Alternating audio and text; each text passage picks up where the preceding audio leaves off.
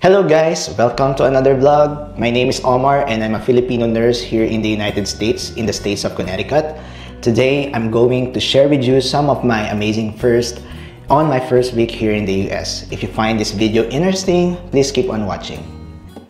First and foremost, I just want to give thanks to all my 1K subscribers who followed me on my YouTube channel, and for those who are watching my humble vlogs and dropping some comments and advices for me to survive here in the US. I really appreciate all your comments and time.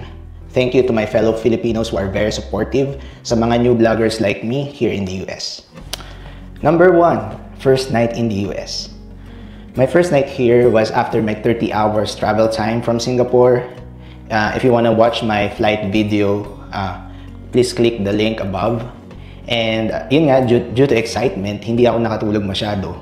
And ang feeling ko noon is I'm very grateful to God na nakarating ako ng ligtas. And looking forward sa mga naghihintay na opportunity sa akin dito bilang isang taong nangangarap na may marating sa buhay at maiangat yung estado ng pamilya sa Pilipinas. Also, during that time, iniisip ko yung professional growth na rin, na yung nursing career ko dito ay mabibuild up ko in the future. You know what guys, I wanna learn more about sa profession na meron ako ngayon bilang isang nurse. At naniniwala ako na dito sa US, maraming windows of opportunity para sa mga nurses na katulad ko.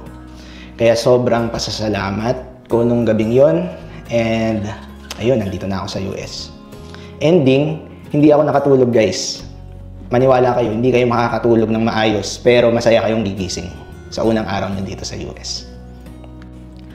Then number 2, first day, first morning. Ganun pa rin guys, paggising ko, my first morning ay para akong nasa langit. Feeling ko, sumakses na ako guys. Feeling ko, nasa cloud 9 ako. Ganun ang pakiramdam. For me, the first morning in the place of my dreams is one of the happiest mornings of my life. I spent it at Fairfield Hotel here in Connecticut, USA, where my agency checked me in for 3 days before nila ako in-endorse dun sa apartment ko. Because of excitement, I awoke at 6 a.m. since I was unable to sleep soundly the night I came here. So my goal for my first day here was to visit the hospital where I would be assigned to work. The goal is to familiarize myself with the location, the facilities, and the educator who will be handling my orientation. I'm very excited that time, guys, to see my workplace and get a sneak peek of what's going on there. So yun, after ko mag-emote-emote sa kwarto, magdasal, tumingin ako sa bintana and napaisip ako, wow, nandito na talaga ako sa US. Para siyang nasa heaven guys, ganun yung pakiramdam. Then, nag-ready na ako and then nagpunta ako dun sa lounge ng hotel kasi nga may free breakfast. Yung breakfast buffet ba, ang sabi sa akin ng coordinator ko na si Ali from my agency. So syempre, in-enjoy ko lang yung moment dun sa hotel and pakain-kain ng American breakfast. Video call sa family and then selfie-selfie, ganun. Then of course, yung mga tao dun, habang nakaupo ako, pagtingin ko sa harap, American, sa gilid American, and dun sa gilid ulit, oh, nasa American. And realizing na nasa American na nga talaga ako. And yan, full of gratefulness lang talaga during my first day here in the US. Lahat ng bagay na-appreciate ko, tas naalala ko, summer noon nung dumating ako dito, July 2024. And ang ganda nung sunrise, pagsilip ko sa bintana ng hotel. Then kita ko yung mga puno, na dito ko lang nakita. Wala sa Pilipinas yung mga ganong puno eh. So 8 a.m. pa, kasi ako susunduin ng coordinator ko para pumunta dun sa hospital. So I have plenty of time to stroll around the hotel. I even walk outside the hotel. And syempre, nag-picture-picture. Tapos, hingang malalim. Tapos, namnamin yung outside ng hotel, yung hangin sa hotel na nasa US ka na. Yun, parang iba yung hangin dito, parang malinis. Although medyo dry kasi nag-i-snow dito eh. Pero nung pumunta nga kasi ako dito is summer. Ano pa bang feeling ko nun? Yung parang kinikilig na ewan. Yun yung pakiramdam. Ang sarap ding balikan kasi since I'm already 6 months here, yung first morning talaga yung babalikan mo to stay motivated, stay hungry, and stay humble. Number 3, first tour in the hospital where I'm assigned with. So at 8 a.m. nga, dumating na si Ali para sunduin ako to have my first tour at my workplace in the OR.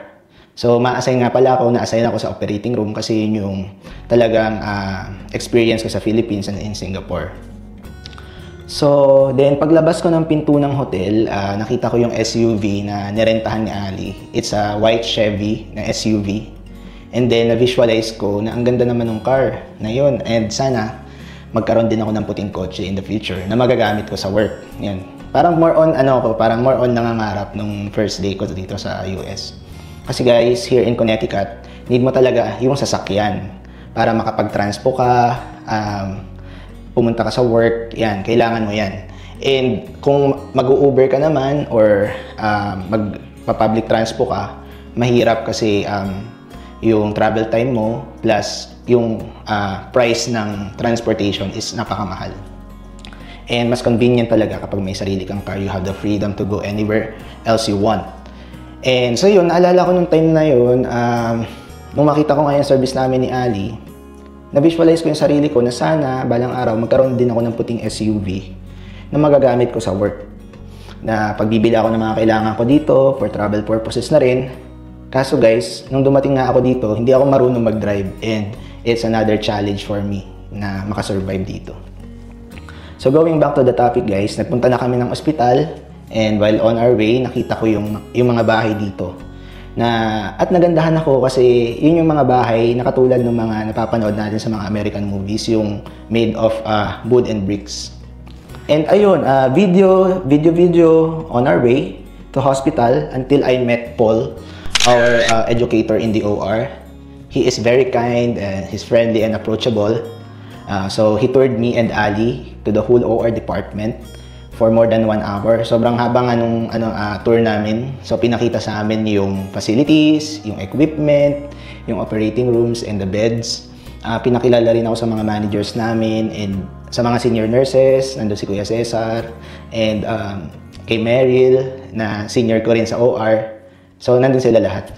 And I told myself that I'm very excited to be part of the team with a mix of like anticipation and uncertainty as I step into a new environment. Alam niyo yan guys, yung syempre kahit may experience ka na, ibang environment, ibang practice, but overall, it was a very nice experience to see them for the first time.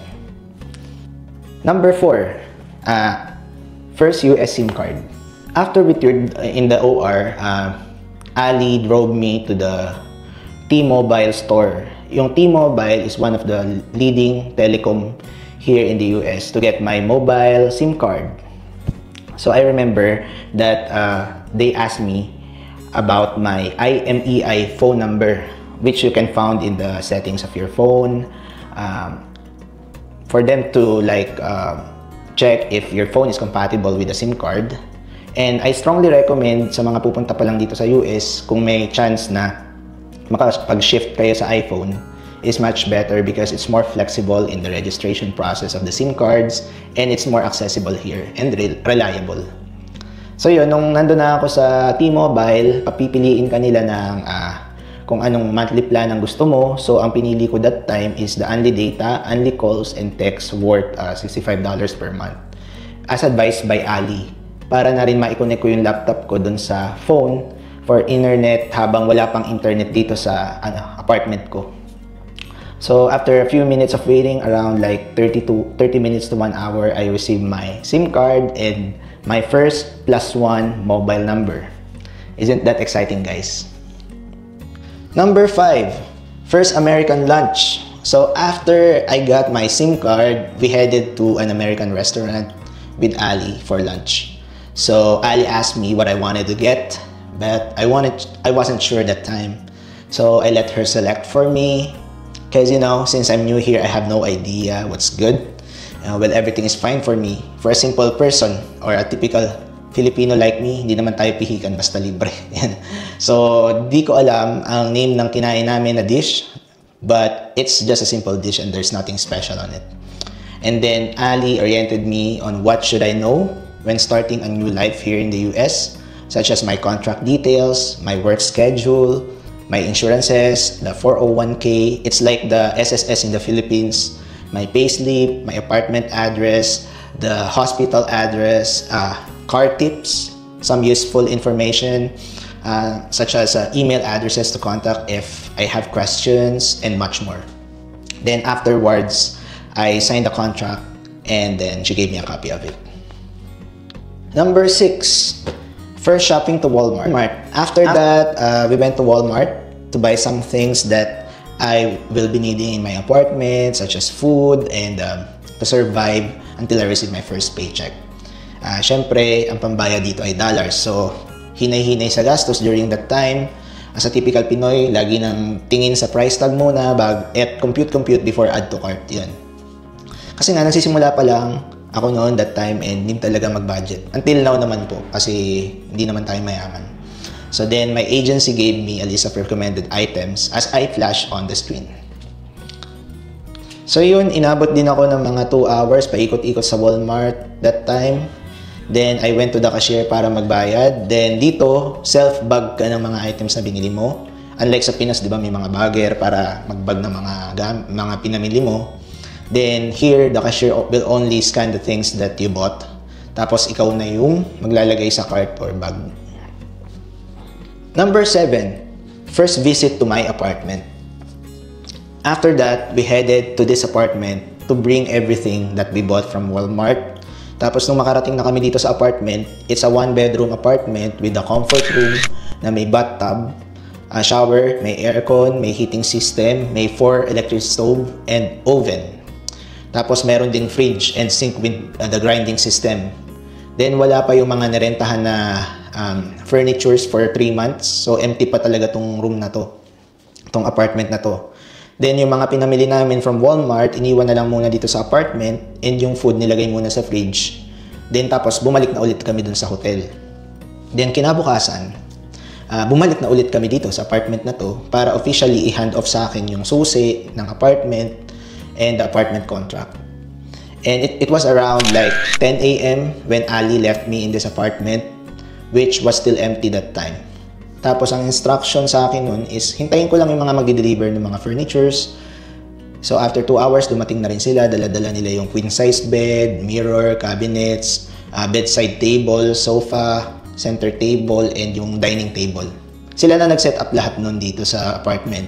Then may pinasainan sa akin that I received all the furnitures in good condition and kukunin nila yung mga furnitures na yun after 3 months. So yun guys, yung mga furnitures na yun is worth $1,500 for 3 months. Which is magiging part siya ng deduction ko sa paycheck ko for the next 6 months. Which is by now, tapos na siya. I know mahal siya, kaso during that time, wala na rin kasi akong choice kundi i-sign na lang yun para magamit din. May magamit din ako during my transition here in the US. Mahirap din kasi bumili ng gamit dito, lalo na wala naman akong kamag-anak na tutulong sa akin. Wala rin naman akong sasakyan. And most importantly, wala rin akong pambili ng mga gagamitin ko dito. So, I stayed in this apartment for about 2 weeks to rest and familiarize myself about this place, guys, that time, before I start working. So, tambay ako for 2 weeks here at medyo, yun. Siyempre, pag mag-isa ka, marirealize mo lahat in that 2 weeks na despite of the success and being grateful na nararamdaman mo o nararamdaman ko that time during my first day here is may kakambal din siya na lungkot na di mo maipaliwanag. Being alone here in the US is very challenging. Lalo na nung mga first days ko dito, ang hirap pumunta sa mga gusto mong puntahan kasi wala pa akong sasakyan. And that time, need kong mag-book ng Uber para lang makabili ng mga kailangan ko. Tapos, anyway, pwede rin naman ako maglakad nun papunta dito sa Target. Malapit dito sa aking apartment, which is 25 minutes walk away dito sa Target and Costco. But during that time, di ko pa alam kung ano yung Target, di ko pa alam kung ano yung Costco. So, at kung ano-ano pang mga stores na dapat kong puntahan, hindi ko pa talaga alam. So, yung sariling sikap mag-Google, kung paano ba magsisimula dito, nakaka-challenge din talaga guys sa umpisa. Last but not the least, number 8, first set of friends in the neighborhood. After 2 to 3 days na mag-isa lang ako dito sa bahay, at sa pagod ko, puro pahinga lang ako that time. Research kung paano ba ako lalabas dito sa apartment, na para bang wala akong makita mga taong naglalakad kasi puro mga dikotse yung mga tao dito guys. Pasilip-silip lang ako sa bintana, yun, pa-observe lang. Pero thankful, sa bawat paglipas ng oras that time, sobrang thankful ko talaga. Then, one of my neighbors here texted me. Her name is Ate Jane, who reached me out via text. Ayun, kinakamusta ako, and then she asked me kung gusto kong sumama para itur ako dun sa mga bilihan dito. Sila talaga ni Kuya Al, yung asawa ni Ate Jane, yung first na tumulong sa akin dito para makasurvive. So, ang ginawa nila is tinur nila ako dito sa Costco, sa Target, sa Goodwill, sa TJ Maxx, at iba pa. So, then, tinulungan din nila akong bumili ng mga gamit sa estate sale, which means yung isang bahay na binabargain na yung mga gamit kasi lilipat na yung may-ari ng bahay or binibenta na nila yung bahay na yun. So, since din naman ako pihikan sa mga lumang gamit, kaya doon ako namili. And sinamahan ako ni Ate Jane and Kuya Al for free with the use of their pick-up truck. So, bumili ako ng double-sized bed, lazy boy chair, mga tables, mga lamp shades, at iba't iba pa. Tapos, ang nagastos ko lang guys is $150. Lahat-lahat na yun. Tapos, tinulungan din nila ako magbuhat ng mga gamit na yun. Binigyan din nila ako ng mga gamit nila na vacuum cleaner, dish rack, kaldero, at iba pa. Ayun lang guys. Ay, sobra talaga yung pagiging thankful ko kina Ate Jane and Kuya Al. And sa mga help nyo sa akin. And I hope na makabawi rin ako sa inyo minsan. Then, after that, they also introduced me dun sa mga Pinoy neighbors namin dito, na sina Jebby. Tapos, naglakad-lakad kami dito sa paligid ng apartment ko. Meron kasi dito magandang park, yung Stanley Park, kung tawagin nila. And I was amazed. And gandang-ganda ako dun sa lugar. Kasi ang daming puno at ang linis, guys. Tapos, nag-picture-picture lang kami doon. Then, umuwi na rin kami. Tapos, pinakilala rin sa akin yung iba pang mga Pinoy dito. Sa kapitbahay ko, sina Ate Tin, Ate Ann, and Kuya Jun. Which I got my dining table for free. Ang dami ko ng libre, guys, di ba?